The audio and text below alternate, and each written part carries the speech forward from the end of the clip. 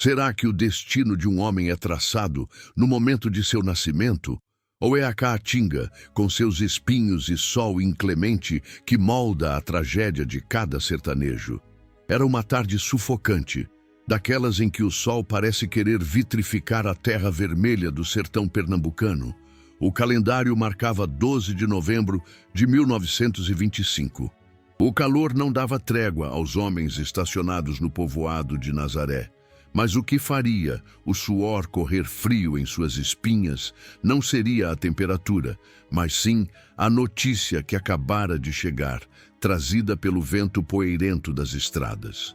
A informação era precisa, cortante como lâmina de peixeira. Lampião, o capitão Virgulino, o justiceiro do sertão, estava na região.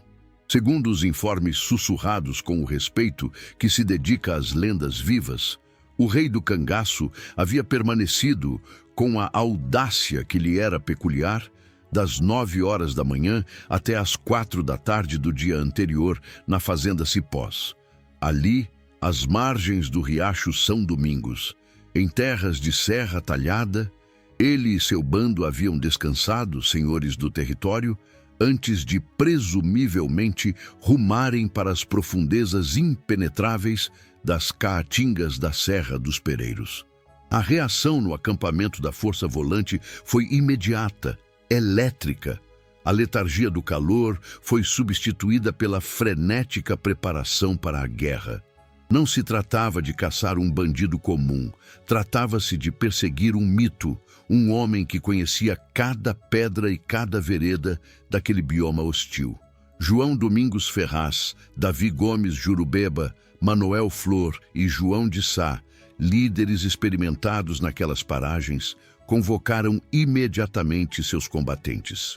A ordem era clara: organizar a tropa, verificar munições e preparar o espírito. A estratégia inicial desenhada no calor do momento exigia ainda uma parada estratégica na fazenda Lagoa do Bom Nome para buscar reforços. Cada homem contava. Cada rifle poderia ser a diferença entre voltar para casa ou ficar para sempre entre os chiques-chiques. Entre a movimentação de homens rudes, couro rangendo e o tilintar de metais, destacava-se uma figura pela sua juventude. Ildefonso Flor, o caçula da família Flor, estava prestes a completar seus 17 anos. Ele era a imagem da vitalidade, um contraste vivo com a aridez do cenário e a gravidade da missão. Seus olhos brilhavam não com o temor da morte, mas com a ansiedade da aventura, desconhecendo que a guerra no sertão não costuma perdoar a inocência. Seu pai, o patriarca João Flor, observava a cena com um peso no peito que nenhuma armadura poderia proteger. Seus olhos, cansados de ver a violência consumir a terra que amava, pousavam com apreensão sobre seus filhos. Ele conhecia a matemática cruel das volantes. Naquelas guerrilhas de tocaia e poeira, cabia sempre aos filhos a parte mais perigosa. Eram eles a ponta da lança. João sabia que, contra Lampião, a vantagem tática era uma ilusão. O capitão Virgulino não era apenas um combatente, era um estrategista nato. Lampião detinha o domínio do terreno, o elemento surpresa e, acima de tudo, a escolha do local e da hora da peleja. A iniciativa era sempre dele. Aos soldados restava apenas reagir. A tristeza de João Flor era profunda e silenciosa. Desde que as ameaças de Lampião começaram a pairar sobre sua família, prometendo destruir a vida no amado povoado, a existência dos Flor havia se transformado em uma vigília armada. Seus rapazes, criados para o trabalho e para a honra, agora viviam perambulando pelas matas, sofrendo as privações das longas campanhas, ausentes do lar, trocando a enxada pelo rifle. E quando regressavam, eram apenas rendidos por outros contingentes, num ciclo sem fim de medo e pólvora. Muitos daqueles integrantes da Volante eram apenas meninos, garotos como Ildefonso, que deveriam estar preocupados com namoros ou com o gado, mas que já carregavam nos ombros o peso de combates recentes. A constatação dessa realidade corroía a alma dos chefes de família. Naquela manhã fatídica, antes da ordem de marcha, Ildefonso passara as horas perambulando pelo campo. Havia algo de despedida em seu olhar, embora ele não soubesse. Observava a paisagem familiar com uma atenção renovada, quase mística.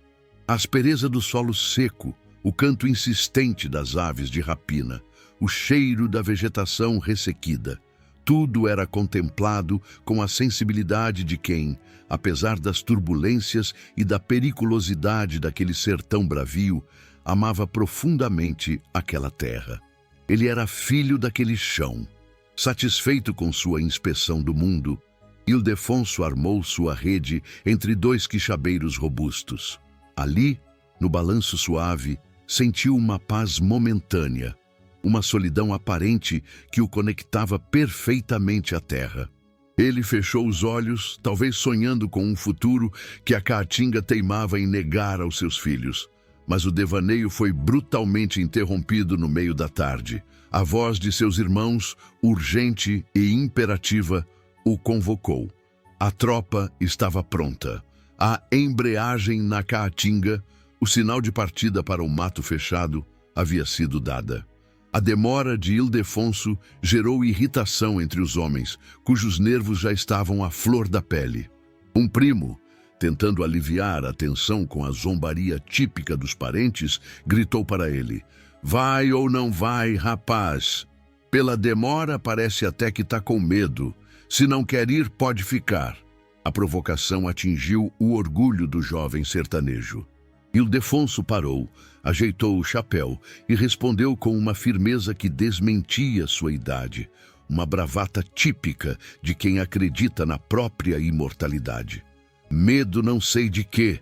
Tá chegando a hora de eu botar a mão naquele cego dos diabos." Mal sabia ele que aquele cego, o justiceiro Lampião, enxergava mais longe do que qualquer um deles poderia supor. Logo, o contingente estava formado. Eram a imagem da adaptação ao meio. Vestidos com roupas de mescla e couro rústico, projetadas para suportar os espinhos da vegetação cerrada que rasgavam a pele como navalhas. Nos pés, as alpercatas de couro cru, amaciadas pelo uso, prontas para as longas caminhadas silenciosas. Cruzadas ao tórax, duas cartucheiras pesadas, o brilho do metal contrastando com o couro surrado. Os bornais, cheios de farinha, rapadura e carne seca, garantiam a subsistência. E nas mãos, o fiel companheiro de todas as horas, o rifle papo amarelo, extensão de seus próprios braços. Aquele era o alho especial para o combate no sertão, a indumentária da morte e da sobrevivência. Da calçada de casa, como sentinelas de um tempo que se esvaía, João Flor e sua esposa, Dona Angélica, assistiam à partida. O coração de mãe de Angélica apertava-se em um nó cego, mas ela mantinha a postura altiva das matronas sertanejas. João, contudo, sentia algo diferente. Quando o último vulto dos soldados sumiu, transformando-se numa mancha indistinta na linha trêmula do horizonte, João Flor quebrou o silêncio com uma frase que pesava como chumbo: "Meus filhos vão lutar, mas dessa vez não voltam em paz."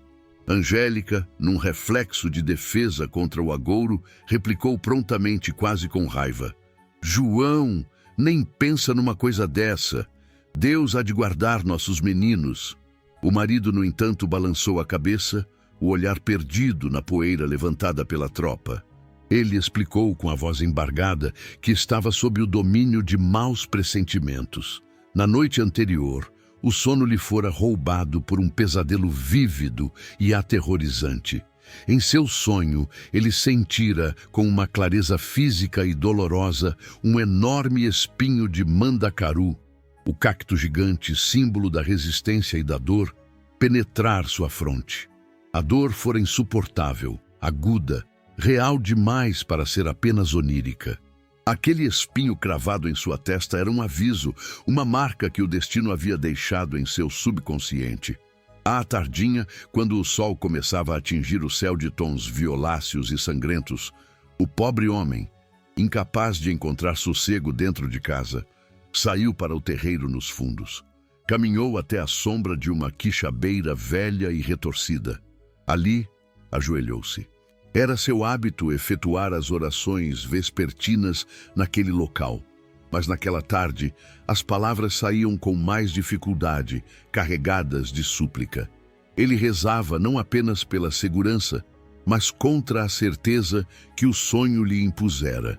João Flor prometeu a si mesmo que, enquanto os filhos estivessem em diligência, caçando o rastro de Lampião, ele iria de vez em quando até Nazaré. Precisava estar perto das notícias, precisava saber das volantes. A espera angustiosa por comunicados seria sua própria batalha, travada no silêncio da incerteza. Enquanto isso, na vastidão do sertão, a noite caiu rapidamente, como uma manta escura jogada sobre o mundo. A volante, apesar do ímpeto inicial, havia percorrido apenas 1,5 léguas. A escuridão na Caatinga é absoluta, traiçoeira. Caminhar à noite sem conhecer o terreno minado de buracos e espinhos era convidar o desastre antes mesmo do encontro com o inimigo. A suspensão da marcha fez-se imperiosa. Os homens acamparam, ouvindo os sons noturnos da mata, o piar da coruja, o estalo dos galhos secos, o vento sibilando nas cactáceas. A decisão foi tomada pelos líderes. Ao amanhecer, encaminhar-se-iam para a fazenda Cipós. Ir diretamente para a Serra dos Pereiros poderia ser um erro fatal, uma tentativa infrutífera de adivinhar o pensamento de um gênio tático como Lampião. Precisavam de um ponto de partida seguro. Precisavam ver onde o justiceiro havia pisado. Na fazenda Cipós, a caçada começaria de verdade. Lá, eles esperavam encontrar a pista, o fio da meada que os levaria ao confronto. Mas para encontrar Lampião, não bastava ter olhos. Era preciso ter o dom de ler a terra. E felizmente, eles tinham uma arma secreta para isso. Um homem cuja habilidade em decifrar o chão valia por 10 fuzis. O tabuleiro estava montado. De um lado, a força bruta e a coragem da família Flor e seus companheiros. Do outro, a astúcia espectral de Lampião e seu bando, que a essa altura já deviam saber que estavam sendo seguidos. A noite envolveu os soldados em seus pensamentos. Ildefonso, deitado no chão duro, olhava para as estrelas, as mesmas que vira da sua rede horas antes, mas que agora pareciam mais distantes e frias. O sonho de seu pai, o espinho de Mandacaru, pairava sobre eles como uma profecia suspensa no ar, rarefeito do sertão. Amanhã, a busca pelos rastros começaria. Amanhã, a terra falaria. O amanhecer no sertão não pede licença. Ele invade. Quando os primeiros raios de sol rasgaram a escuridão daquela madrugada de novembro, encontraram a tropa já de pé, sacudindo a poeira dos uniformes e engolindo o café ralo com farinha que enganaria o estômago pelas próximas horas. A ordem de marcha foi dada com a brevidade dos homens que sabem que o tempo é um artigo de luxo. O destino imediato era a fazenda Cipós. Ali, acreditavam, encontrariam o fio de Ariadne que os guiaria pelo labirinto de espinhos construído por Lampião. Chegar à fazenda não foi difícil, mas o que encontraram lá foi apenas o eco da presença do capitão Virgulino. A informação era segura, confirmada pelos vaqueiros locais com vozes trêmulas. Os cangaceiros haviam estado ali, senhores da situação, e tomado o rumo da ribeira do riacho São Domingos. A probabilidade apontava para São João do Barro Vermelho, localidade que o tempo trataria de renomear como a atual Tala ou Piranga. Contudo, saber a direção geral era uma coisa.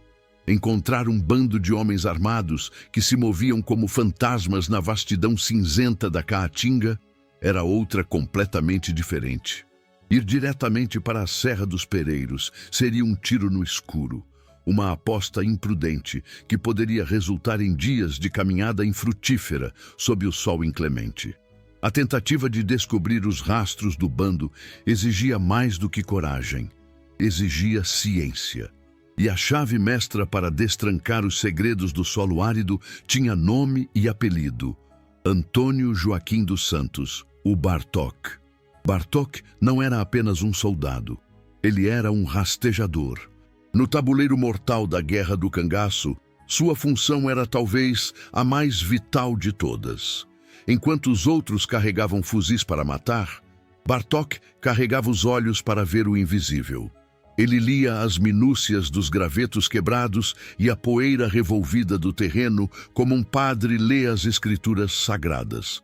Seu trabalho era a ponte entre a intenção da volante e a localização do justiceiro. A caçada a Lampião exigia de Bartók uma paciência de monge, uma argúcia de detetive e um sucesso de observação extraordinário. Ele sabia, e a tropa sabia, que não estavam lidando com bandoleiros comuns e desorganizados. Lampião e seus homens operavam sob um código de disciplina militar rígido. Os cangaceiros sabiam que deixar pistas era assinar a própria sentença de morte, e por isso haviam elevado a arte da dissimulação a um nível de genialidade perversa. Enquanto a coluna avançava, Bartók ia à frente, curvado sobre o solo, em um transe silencioso. Ele sabia o que procurar. Sabia que, para desorientar os rastejadores, os cangaceiros frequentemente utilizavam táticas de contrarrastreio. Às vezes, retornavam sobre as próprias passadas, pisando exatamente onde já haviam pisado, criando uma trilha falsa que terminava abruptamente, fazendo a tropa perder horas preciosas. Outras vezes, saíam da trilha batida e percorriam os lajedos de pedra nua, onde o pé não deixa marca e o som se perde no vento. Havia ainda a técnica, tão simples quanto eficaz, de apagar as pegadas. O último homem da fila indiana do cangaço vinha arrastando ramos de árvores frondosos, varrendo o chão, apagando a história de sua passagem. Para um olho destreinado, a terra parecia virgem, intocada. Mas Bartók não tinha olhos destreinados. "Aqui", murmurou ele em certo momento, parando a coluna com um gesto de mão levantada. Os soldados se agruparam, tensos. Bartók apontava para um detalhe microscópico. A ponta de um pau seco, quase invisível no meio da vegetação rasteira. Apresentava sinais de amassamento recente. Não fora quebrado pelo vento ou por um animal. Fora pressionado pelo peso de uma alpercata de couro cru. Mais adiante, ele notou marcas sutis nas folhas de um arbusto, denunciando que algo havia sido arrastado por ali para nivelar a areia. Se a descoberta não fosse efetuada a tempo, em poucas horas a ação dos ventos constantes do sertão suprimiria aquele artifício, e o rastro desapareceria para sempre. A perseguição continuou, guiada por esses indícios frágeis. Nas proximidades do povoado, contudo, os rastros, que até então pareciam talvez demasiado evidentes no percurso de 3 léguas, desapareceram de súbito. A tropa estancou. O chão estava mudo. A razão do silêncio da terra era a astúcia tática de Lampião. Os cangaceiros haviam retrocedido sobre as próprias pegadas e, após alguns quilômetros dessa manobra exaustiva, internaram-se na Serra do Muquém. Era um jogo de gato e rato, onde o rato era um leão armado até os dentes. A argúcia de Bartók estava sendo posta à prova máxima. Seus companheiros observavam, suando em bicas, enquanto ele decifrava as manobras usadas pelos cangaceiros para tentar o despistamento. O bando de Lampião, em fila indiana, havia atravessado um terreno arenoso, pisando cuidadosamente em galhos e troncos caídos, evitando tocar a areia solta. Era uma coreografia fantasmagórica. A noite desceu novamente sobre o sertão, implacável, obrigando os soldados a acamparem nas caídas da Serra do Muquém. A frustração era palpável, mas a disciplina se manteve. Não se deixaram ludibriar totalmente com os artifícios usados pelo inimigo. Sabiam que estavam perto. A força reiniciou a busca na manhã seguinte, com o sol ainda tímido no horizonte. A dedução de Bartók e dos comandantes indicava que os cangaceiros, a princípio, tinham rumado para as elevações imponentes conhecidas como Serra Talhada, o maciço rochoso que emprestaria sua denominação à Vila Bela. No entanto, A leitura do terreno revelou uma mudança de planos. Antes de atingir a Serra Verde, o bando de Lampião retrocedera novamente. Era uma marcha forçada e brutal. Percorreram uma distância de mais de 5 léguas, transpondo as elevações na altura do local conhecido como Saco da Roça. Depois, seguiram paralelamente à serra, mantendo-se nas sombras das encostas, rumo às proximidades da fazenda Jazida, a apenas 6 quilômetros de Vila Bela. Finalmente, a trilha indicava que haviam buscado abrigo no sopé da serra de Xique-Xique. A exaustão física começava a cobrar seu preço na tropa. As pernas doíam, a boca estava seca e a poeira impregnava cada poro.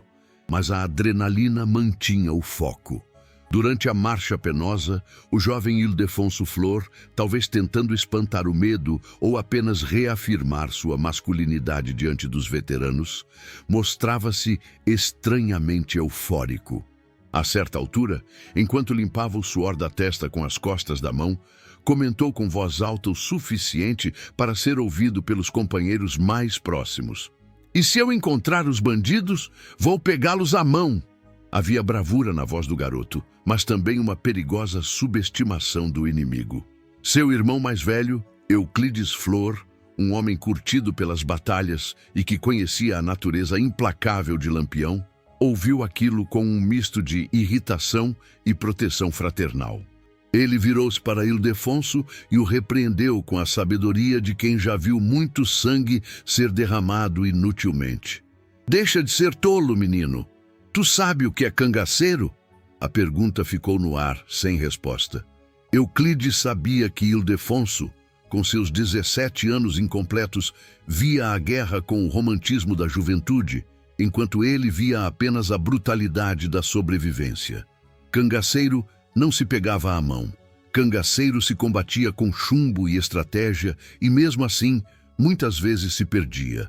Ao cair da tarde, a luz dourada do sol poente iluminava a serra de Xique-Xique quando a volante finalmente chegou a uma casa isolada. Era uma construção simples, típica da região, cravada na paisagem agreste.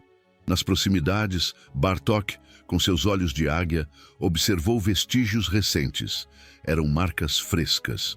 Alguém havia passado por ali há pouco tempo. O coração da tropa acelerou. A casa foi cercada num movimento rápido e silencioso. Rifles apontados para as janelas e portas. Mas ao invadirem o perímetro, logo descobriram que os cangaceiros não estavam ali dentro. A frustração ameaçou tomar conta, mas ficou, entretanto, a convicção absoluta de que o bando se encontrava em local muito próximo. Os moradores daquela casa, gente simples do sertão, certamente teriam conhecimento da movimentação.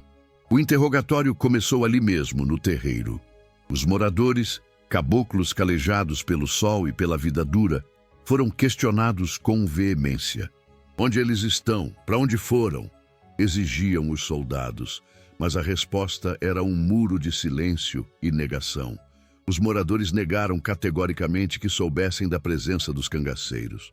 Por mais de meia hora, os soldados insistiram, pressionaram, ameaçaram. Mas o resultado foi nulo, nenhuma informação era prestada. Eles repetiam, quase como um mantra, sempre falando alto, talvez alto demais, como se quisessem que suas vozes fossem ouvidas não só pelos soldados, mas por alguém escondido na mata. "Nós não vimos cangaceiro nenhum por aqui. Aqui não passou nenhum cangaceiro." Aquele teatro, porém, não enganava os comandantes da volante. A veemência da negação, o tom de voz elevado, tudo indicava medo. Ou talvez lealdade. Lampião, o justiceiro, inspirava ambos em medidas iguais. O que os soldados não sabiam, mas logo descobririam da pior maneira possível, era que a poucos metros dali, ocultos pela vegetação densa de de um buzeiro próximo à morada, os cangaceiros estavam descansando. Estavam tão perto que podiam ouvir as negativas dos moradores. Alguns bandoleiros estavam agachados, limpando as armas e observando o céu azul que começava a escurecer. Outros, demonstrando uma audácia e despreocupação impressionantes, chegavam a dormir. Eles confiavam na proteção da mata e no silêncio, ou nos gritos de aviso disfarçados daquela gente. Mas as vozes altas dos moradores, gritando que não viram ninguém, serviram paradoxalmente como um alarme. Alertados pela gritaria e logo em seguida pelo ladrar frenético dos cães que sentiram a tensão no ar, os cangaceiros despertaram de seu letargo. Trataram de, silenciosamente, equipar-se. O descanso havia acabado. Começaram a esgueirar-se pelo capão de mato, movendo-se como sombras entre os troncos retorcidos, preparando-se para desaparecer ou para lutar. A surpresa que a volante esperava impor estava por um fio, mas a proximidade era tal que o choque era inevitável. A volante estava na porta da casa. Lampião estava no quintal do sertão. O encontro entre a lei do Estado e a lei do cangaço estava prestes a explodir sob a sombra da serra de Xique-Xique. O silêncio que pairava sobre o umbuzeiro e a casa sertaneja era uma mentira, uma película fina prestes a ser rasgada. O latido dos cães não foi apenas um aviso sonoro. Foi o estopim de uma explosão de violência contida. Naquele instante, a caatinga deixou de ser paisagem para se tornar campo de batalha. Mesmo com a furtividade felina com que os cangaceiros tentaram se esgueirar pelo capão de mato, a sorte, aquela entidade volúvel que decide quem vive e quem morre no sertão, pendeu momentaneamente para o lado da lei. A volante, com os nervos retesados como cordas de violino, percebeu o movimento. A surpresa foi quebrada. O ataque era iminente. Sem perda de um segundo sequer, a liderança instintiva dos irmãos Flor entrou em ação.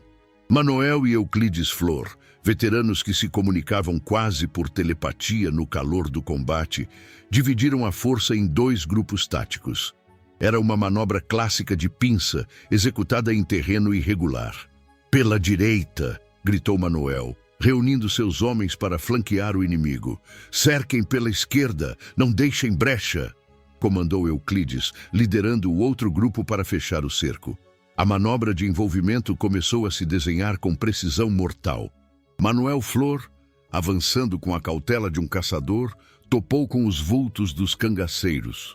O bando, percebendo a movimentação da equipe de Euclides pelo lado esquerdo, tentou uma manobra evasiva, recuando justamente para o flanco oposto, direto para a boca do lobo onde Manoel os aguardava. Foi então que o nevoeiro da guerra desceu sobre o combate. Na penumbra da vegetação densa e na tensão do momento, os homens de Manoel viram os vultos se esgueirando pelo capão. A confusão foi instantânea. "Não atirem! É o pessoal de Euclides!" gritou um soldado, advertindo os companheiros para cessarem o fogo, temendo abater os próprios irmãos de farda. Os rifles baixaram por uma fração de segundo. A hesitação poderia ter sido fatal.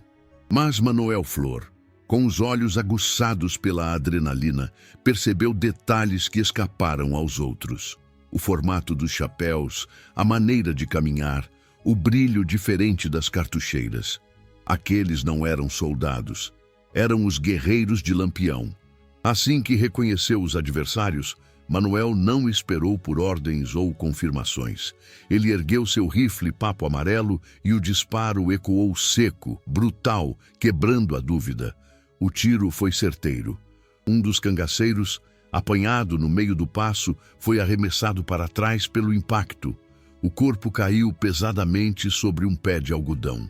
O branco imaculado das fibras foi instantaneamente maculado, tingindo-se de um vermelho vivo e alarmante. O sangue no algodoeiro era a bandeira de início da carnificina. Sustada a fuga por qualquer dos flancos, com Euclides fechando a esquerda e Manoel bloqueando a direita, os bandoleiros se viram encurralados. Mas Lampião não liderava covardes. O capitão Virgulino incutia em seus homens um senso de lealdade e ferocidade que beirava o fanatismo. Em vez de se renderem, eles lutaram. e lutaram com uma garra desesperada, típica das feras acuadas que se tornam mais perigosas diante da morte. O tiroteio generalizou-se. O som dos disparos era ensurdecedor, misturando-se aos gritos de ordem e aos gemidos de dor. A pólvora queimada impregnava o ar, ardendo nos olhos e nas gargantas. Os cangaceiros, demonstrando uma coordenação impressionante sob fogo cruzado, tentavam a todo custo romper o cerco, mas tinham uma prioridade que transcendia a própria segurança: não abandonar os companheiros feridos. Era uma cena dantesca e, ao mesmo tempo, heróica. Enquanto disparavam contra a volante para manter as cabeças dos soldados baixas, os cangaceiros mais fortes carregavam os feridos nas costas. Homens sangrando, alguns gravemente atingidos, eram arrastados e transportados em direção a uma mata densa, próxima ao sopé da serra, buscando a proteção das rochas mais altas. Em dado momento, o fluxo da batalha levou os cangaceiros a se aglomerarem junto a uma cerca de arame farpado e madeira velha. Aquele obstáculo mundano transformou-se subitamente em uma armadilha mortal. Para ultrapassá-la e alcançar a rota de fuga, precisavam pular ou rastejar, expondo-se. Houve total confusão. A disciplina férrea do cangaço vacilou por um instante diante do instinto de sobrevivência. Todos queriam penetrar pela abertura na cerca, quase ao mesmo tempo. Corpos se chocavam, homens se empurravam, e por alguns momentos agoniantes ficaram vulneráveis, silhuetas perfeitas contra o mato, alvos fáceis para o fogo adversário que vinha dos flancos. As balas zuniam, arrancando lascas dos moirões da cerca e levantando geysers de terra. Mas a resistência continuou. O combate estendeu-se, implacável, até por volta das 18 horas. A luta fora difícil para ambos os lados. A geografia do local não oferecia trincheiras, valas ou grandes rochas para proteção imediata. Era campo quase aberto, mato ralo e árvores espaçadas. Os soldados da volante se expuseram demasiadamente, avançando de peito aberto, confiando na superioridade numérica e no ímpeto do ataque. Os cangaceiros, por sua vez, tiveram desfeito o plano original de galgarem a serra rapidamente. As linhas de fogo montadas por Manuel e Euclides impediram aquela rota de fuga direta, forçando-os a um combate de atrito que não desejavam. Quando o sol finalmente se pôs, levando consigo a luz e trazendo a trégua imposta pela escuridão, o cenário era de desolação. A visibilidade reduzida permitiu que o grosso do bando, aproveitando o desaparecimento do astro-rei, finalmente conseguisse romper o contato e fugir para as sombras da noite. O saldo daquele encontro foi pesado. Ao pé da serra jazia o corpo imóvel de um bandoleiro, aquele que tingira o algodão, deixado para trás na pressa da retirada. Um mudo testemunho da violência daquele fim de tarde. Mas o estrago nas fileiras de Lampião fora maior do que aquele único corpo sugeria. Com um esforço sobre-humano, os cangaceiros conseguiram transportar para as encostas íngremes da Serra de Xique-Xique 7 homens muito feridos. O rastro de sangue que deixaram para trás era uma estrada macabra que Bartók poderia seguir até de olhos fechados. Além do morto e dos fugitivos feridos, a volante obteve troféus vivos, ainda que quebrados. 2 cangaceiros, incapazes de acompanhar a retirada, foram aprisionados. Domingos, conhecido pela alcunha de Serra Humã, gemia com uma perna fraturada, o osso talvez estilhaçado por uma bala de fuzil. O outro, conhecido como Trancapé, também apresentava uma fratura grave no pé. A dor e a impossibilidade de caminhar selaram seus destinos. Ambos seriam enviados posteriormente para a detenção em Recife, onde a justiça dos homens de farda os aguardava, longe da liberdade selvagem das caatingas. A noite desceu completa, pesada como uma lápide de chumbo. A escuridão absoluta da zona rural tornava impossível prosseguir com as buscas naquele momento. O risco de emboscadas era altíssimo. Lampião, Mesmo ferido em seu orgulho e em seus homens, era mestre na arte da tocaia noturna. Os soldados, exaustos, com os ouvidos zumbindo e o cheiro de sangue nas narinas, resolveram se reunir. Era hora de contar os vivos, tratar os arranhões e reagrupar. O clima era de uma vitória amarga. Haviam infligido baixas ao inimigo, sim, mas o rei do cangaço escapara novamente, diluindo-se nas trevas como fumaça. Foi nessa hora, enquanto os homens acendiam cigarros de palha com mãos trêmulas e verificavam suas munições restantes, que a realidade golpeou a família Flor com a força de um martelo. Euclides Flor, limpando a fuligem do rosto, olhou ao redor, procurando os rostos familiares. Viu Manuel, viu os primos, viu os vizinhos, mas havia um espaço vazio, um silêncio onde deveria haver a voz jovial e a bravata inocente de um rapaz de 17 anos. Apreensivo, o coração começando a bater num ritmo descompassado, Euclides interpelou seu irmão Manuel. Sua voz saiu grave, carregada de um presságio terrível. Manuel, cadê o Ildefonso? Manuel, ainda com a adrenalina do combate correndo nas veias, parou. Ele olhou em derredor, girando o corpo, perscrutando a escuridão com olhos ansiosos. Seu peito começou a agitar-se com fortes palpitações. Um medo frio que nada tinha a ver com balas ou facas. A ausência do irmão caçula gritava mais alto do que qualquer tiroteio. Manuel compreendeu, numa fração de segundo de clareza aterrorizante, o que aquilo significava. A lembrança do irmão lutando ao seu lado, a confusão do combate, o avanço desenfreado. Acho que ele morreu, disse Manuel, a voz falhando, as lágrimas começando a brotar nos olhos de um homem que não costumava chorar. Ele vinha lutando a meu lado. Ele não me deixaria sem avisar. O desespero tomou conta dele. Manuel saiu correndo como louco, ignorando o cansaço, ignorando o perigo, ignorando a noite. Ele suspendeu a velha cerca de arame com as próprias mãos nuas, sem sentir os farpas rasgarem sua pele, e invadiu o campo onde a morte havia dançado minutos antes. Ele gritava o nome do irmão, mas apenas o vento respondia. Até que, tateando o solo, seus olhos se acostumaram à penumbra e encontraram o que mais temiam. Lá estava ele, Ildefonso Flor, o menino que queria pegar cangaceiros à mão. Encontrava-se prostrado ao solo, imóvel. Em uma das mãos, o fuzil ainda estava agarrado com força, na outra, um pente de balas, pronto para recarregar. Ele morrera lutando, tentando alimentar sua arma para continuar o combate. Mas na sua fronte, maculando a juventude de seu rosto, havia uma perfuração de bala. O tiro fora fatal, instantâneo. Ildefonso fora abatido no momento exato em que recarregava sua arma, silenciado para sempre antes que pudesse cumprir sua promessa ou viver sua vida. O pesadelo de João Flor, o espinho de Mandacaru na testa, havia se cumprido com uma precisão cruel e literal.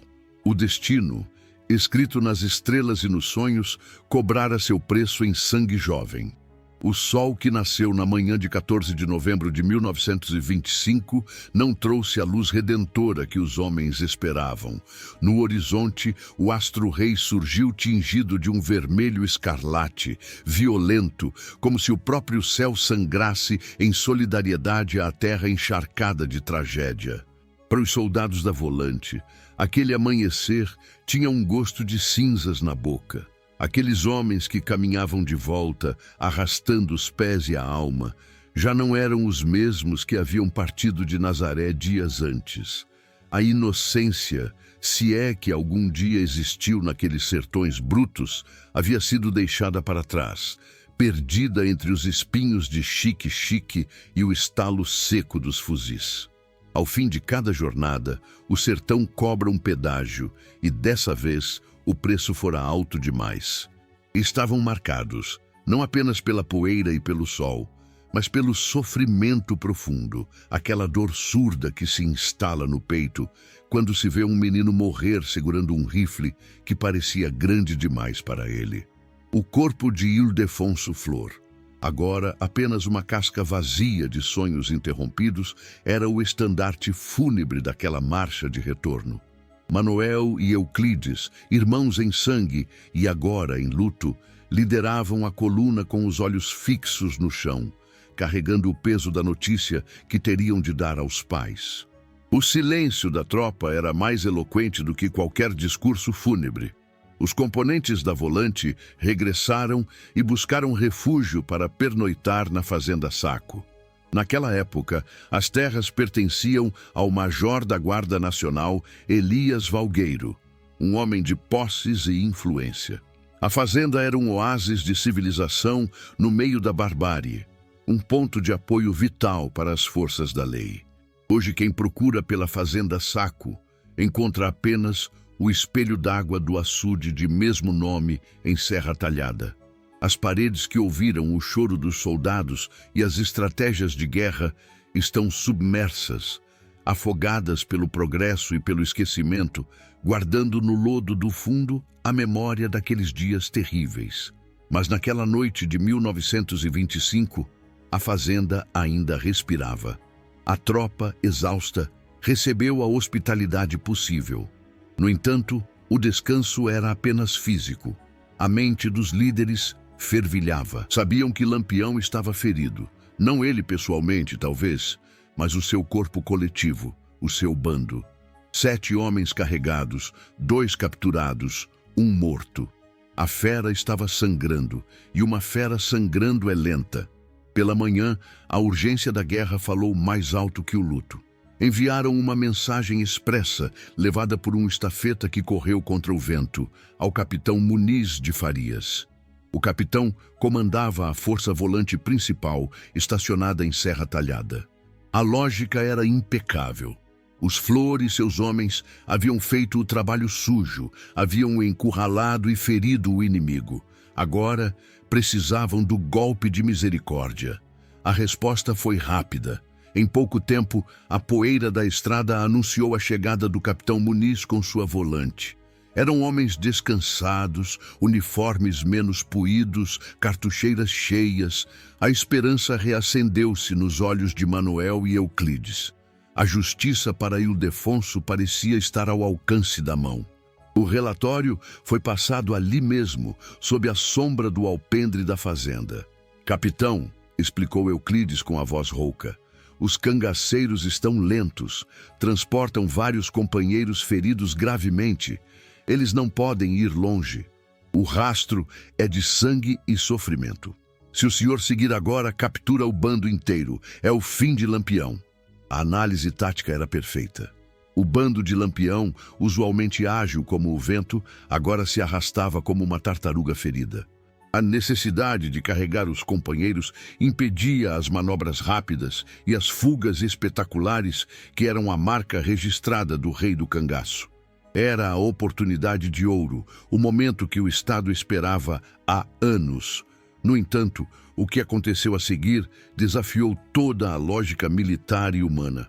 O capitão Muniz de Farias, após ouvir o relatório, olhou para o horizonte, depois para seus homens, e tomou uma decisão inexplicável. "Nós vamos retornar", disse ele secamente. Um silêncio atônito caiu sobre o grupo. "Retornar?", questionou Manoel incrédulo. "Mas eles estão logo ali, capitão. Estão quebrados." O capitão, entretanto, manteve a ordem. Preferiu retornar com a sua tropa descansada, municiada e pronta para o combate, de volta para o conforto e a segurança de Serra Talhada. Não houve justificativa plausível, apenas a frieza de uma autoridade que, naquele momento, parecia temer o confronto ou talvez jogasse um jogo político obscuro que os sertanejos simples não compreendiam. O abandono foi total. O capitão Muniz partiu sem tomar uma única providência para auxiliar os homens que haviam sangrado na mata. Não deixou uma caixa de balas sequer. Não ofereceu mantimentos para repor os bornais vazios. Nenhum tipo de assistência foi prestado àqueles soldados visivelmente esgotados, que haviam olhado a morte nos olhos e perdido um dos seus. A poeira levantada pela tropa do capitão, ao ir embora, cobriu os rostos dos irmãos Flor, misturando-se às lágrimas de raiva e impotência. A lei oficial havia virado as costas para eles. A sensação de traição ardia mais do que qualquer ferimento de bala. Eles estavam sós. A caçada, que poderia ter terminado ali com a vitória da Volante, foi prolongada pela covardia ou incompetência de um superior. Enquanto isso, do outro lado da moeda, nas brenhas da Caatinga, desenrolava-se uma cena que contrastava brutalmente com a atitude do oficial. Lampião, o bandido, o monstro, cuidava dos seus. O bando estava, de fato, em situação crítica. Os ferimentos eram graves, o risco de gangrena e infecção era alto no calor e na sujeira da mata.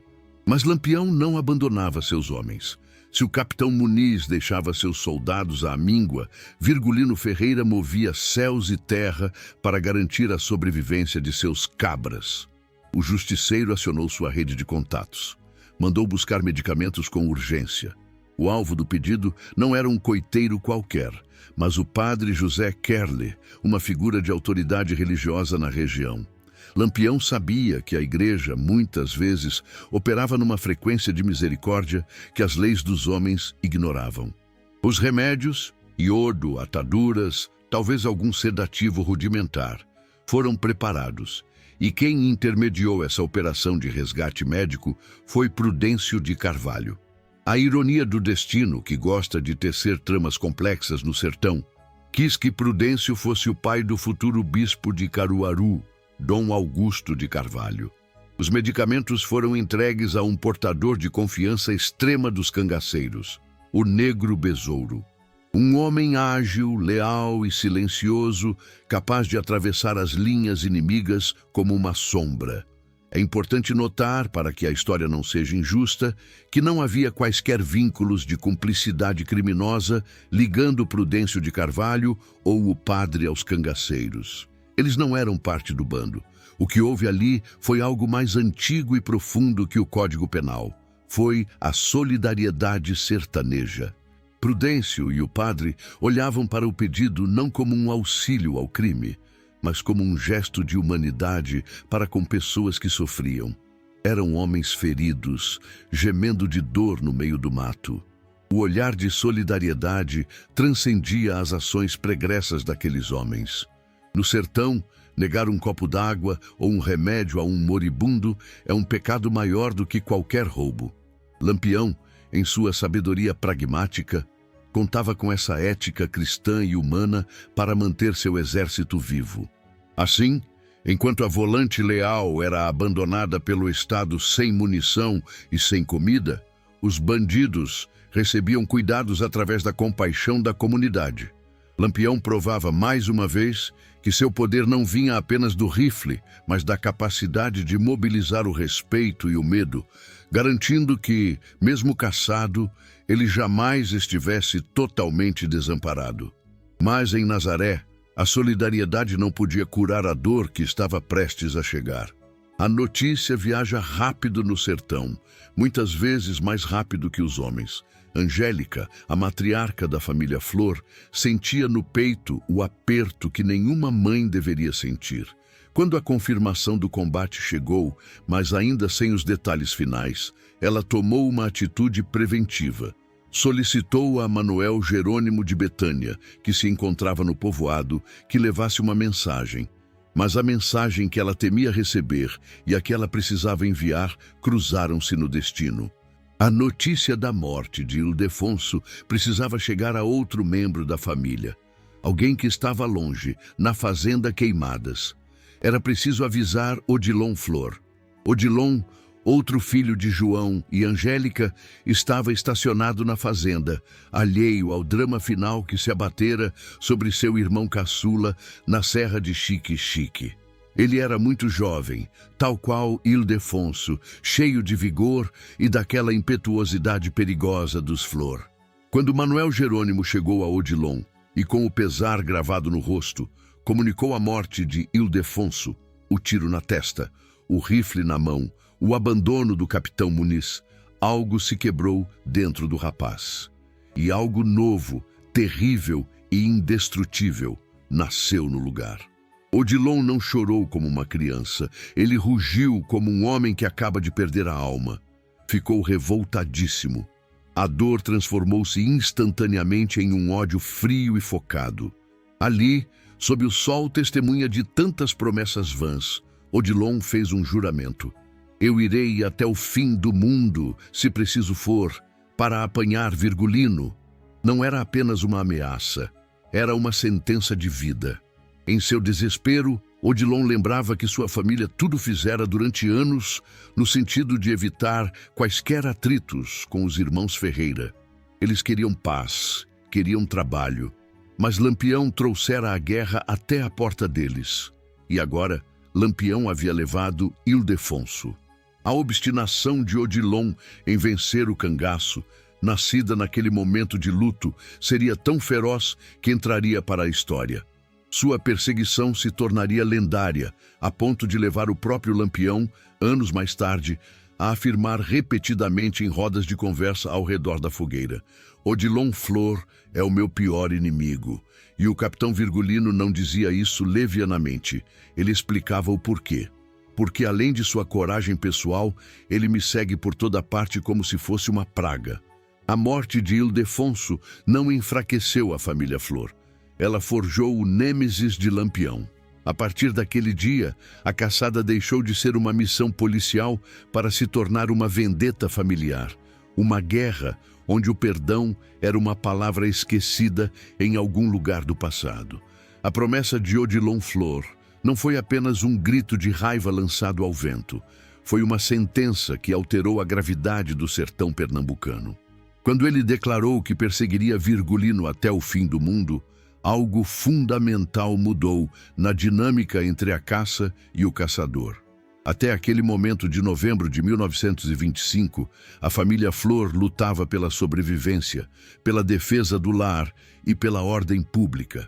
A partir da morte de Ildefonso, eles passariam a lutar por algo muito mais antigo e terrível: o sangue.